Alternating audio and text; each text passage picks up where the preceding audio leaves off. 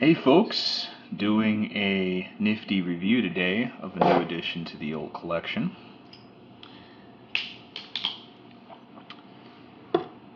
This right here. If I can get that to zoom. Those of you that know Balisongs understand the importance of that label. And those who don't, here's the other side.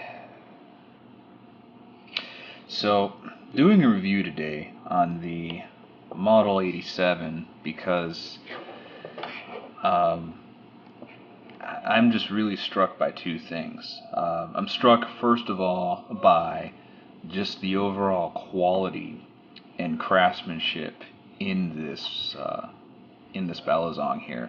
I'm hoping I can impart at least a little bit of how well made this thing is in this video, but I don't really think that I'll be able to capture the craftsmanship of this. I mean, this is titanium channel construction, and hopefully the camera can zoom in on that and get a good view of the fact that there are no flaws in there, not on the outside of the scales, not on the inside, not anywhere. So a lot of the questions that come around this are, is this Balisong worth $510 on the street? And I think Benchmade's MSRP for this is $610 something.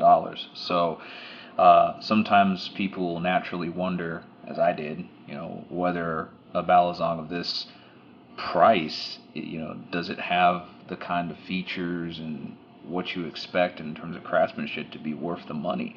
And to answer that, all you have to do is look at that latch machining. This is probably the most neglected part of any Balisong knife, and I use the word neglected in the sense that this is the part that companies generally don't focus on when it comes to machining quality.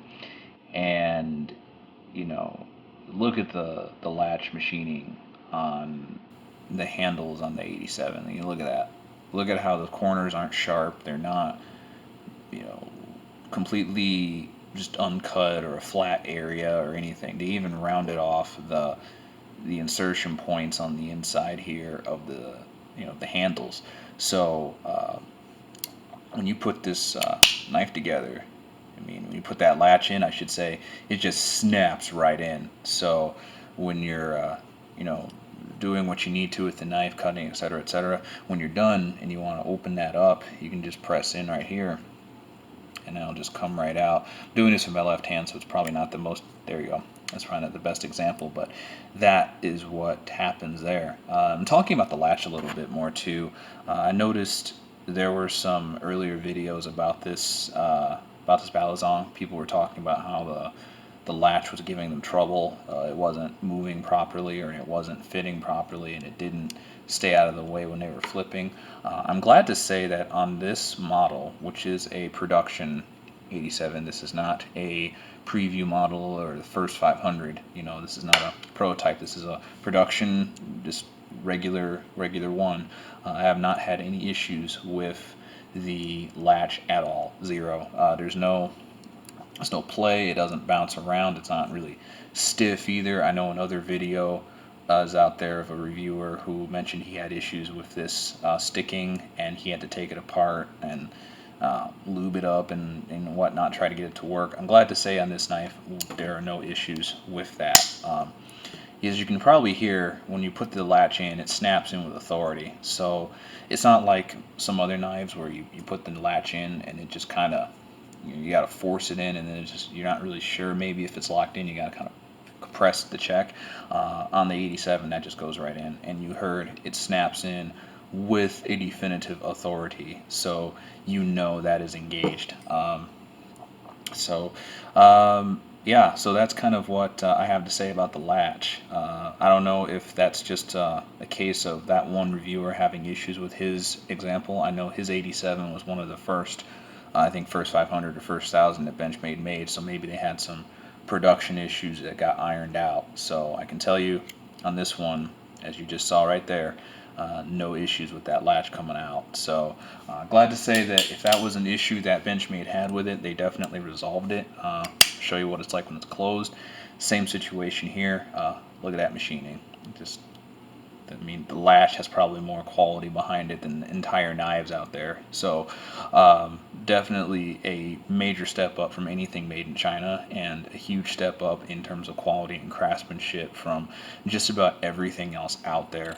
We're just going to do a quick side-by-side with my BRS here. Clumsy me knocking stuff over. Pardon that little interruption. So coming back to the BRS here, and I'm not putting this out to try to throw BRS under the bus here, because this is a product that is, you know, a third of the value of the 87. But when you look at the two knives side by side, you can see right away, even in this video, like the difference is very stark when you're holding these in your hand, because it feels like I'm holding like something crafted in an art gallery, and right here I'm just holding a utility knife almost, or something really basic.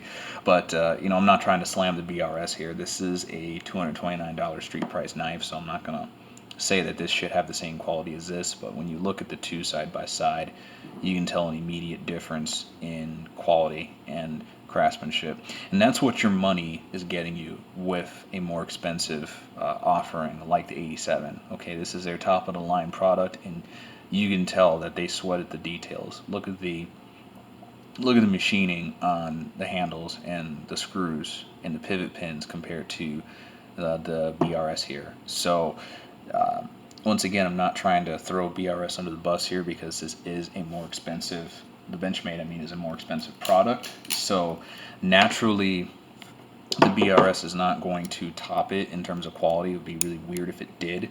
But when you have, it's good to have a good comparison, because most people are used to having a bare bones or something of this quality, kind of the mid-range Bali-Song, kind of the mid-range Bali, and this gives you a quality comparison of how these two line up. So when you're, again, if you're contemplating and researching, should I lay out the 500 or so bones to get this, you have a point of reference here. So looking at the, you know, the BRS, I'm not trying to say the BRS is a bad knife. I actually like this quite a bit. There are some flaws. I'll get to that in a different review, but just kind of as a benchmark here, so you can see what kind of quality the 87 has against this. So now we're going to put the BRS over here and come back to the 87 a bit, because I want to talk about something else with regards to this. Not only is the handle machining just really awesome, it also tapers. So I don't know if this is apparent. This is something that surprised me when I laid hands on this knife initially. If you look at the width of the handle, okay, and all of the pictures and media that you see on this knife, I mean, it's substantial, and it has a presence. You know, when you look at this on a picture, definitely it looks like it's the size of a freaking like semi-truck or a skyscraper. It looks huge, but when you handle it, it handles a lot smaller than it looks. And the reason for this, which is not readily apparent in most media, is that the channels decrease in size. So when you start off here near the pivot pins, it's nice and wide, generally about your regular size. And I'll have bring back the BRS here. Matter of fact, actually, let's use the dog bite, because that's probably a little more representative of what your typical mid-range Bali will be. So you notice how on the dog bite right here, it's just a consistent measurement in the channel size. So we're looking at the same dimension from start to finish, from the pivot pins all the way back. Whereas if you look at the 87 right here, you can see that the channel, the handle starts here at this width and then narrows down. This is a bit difficult to perceive, and I'm trying my best to capture this on tape, metaphorically speaking. But down here, it is much narrower than it is up here, and I think actually this is a better way to show it. If I close the Bali here, and I start from the bottom here and work my way up, you can see how the channel construction handles actually do widen as you get closer to the pins up there. So what this does is it actually enhances how the Bali flips. Obviously, it improves how the balance is over something which has kind of a fixed handle. So, not to say that the Dog by 3.0 flips like crap, it doesn't. But um, when you have a full titanium channel, milled that milled titanium channel Balisong, and you have a differential in size, not only does that help the balance, but I think if you have flippers with different hand sizes, this allows them to pick the spot on the Bali that has the best comfort. Because one of the things that I don't know if people realize with regards to flipping Balisongs is that everybody has different hand sizes. So what flips good for me as a relatively large, huge, genetically weird, giant hand size guy may not necessarily work for somebody who has smaller hands, and vice versa.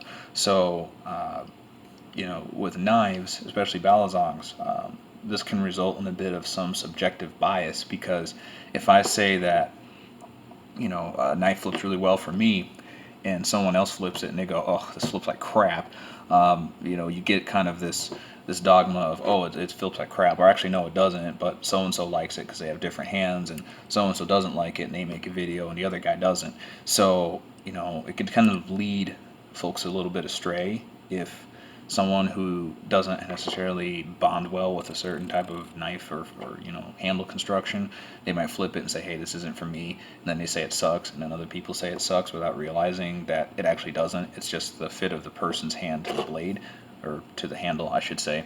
So I'm making this point because with the 87's tapered channel construction, and I also think it tapers a little bit too when you get to the end. I'll show that too. The way that the machining is done on this knife, it's so well done and so well crafted that you don't even notice this, but the handle actually does narrow a little bit when it gets to the bottom. And when I say narrow, I don't mean narrows in terms of absolute width, that's constant. It narrows in terms of the width at the top. So you see how it's chamfered it right along where my thumbs are? The chamfering decreases as you get closer to the bottom there. So the skeleton also decreases as you get to the bottom. So that effect, combined with the very well crafted machining of the titanium handle and the reduction in width laterally, side to side, as well as the channels here and the top of them, means that getting a comfortable grip on this knife is extremely easy. And I think they made this very adaptable for people who have different size hands. So someone who is smaller handed, who may not necessarily like flipping a larger size Balisong, they can just hold it a little bit further down and they'll be able to still work with this knife. Whereas something like a bare bones that I just showed you, where it's just all straight the whole way down, it's kind of going to be like a take it or leave it proposition. So it's something I didn't notice until I actually handled this knife, and I didn't notice anybody else talking about it, so I'm going to mention that here.